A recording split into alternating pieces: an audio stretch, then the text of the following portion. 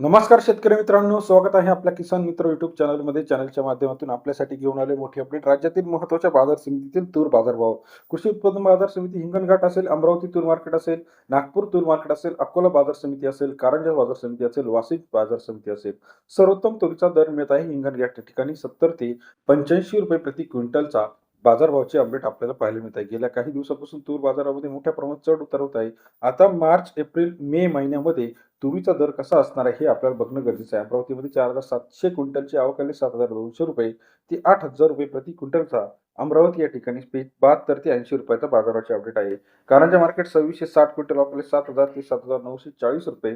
कारंजा कृषी उत्पन्न बाजार समिती 70 ते 80 रुपयाचा बाजाराचे अपडेट आपल्याला पाहायला मिळते. त्याचप्रमाणे हिंगणघाट 4,707 क्विंटल आवक 7,400 रुपये ते 8,500 रुपये. हिंगणघाट बाजार समितीतील तुरीचा बाजारभाव 74 ते 85 रुपयाचा बाजाराचे अपडेट आपल्याला दिसत आहे. जालना मार्केट 1768 क्विंटल आवक 7,300 रुपये ते 7,950 रुपये. जालना बाजार समितीमध्ये सरासरी दर 73 ते 80 रुपयाचा बाजारभाव.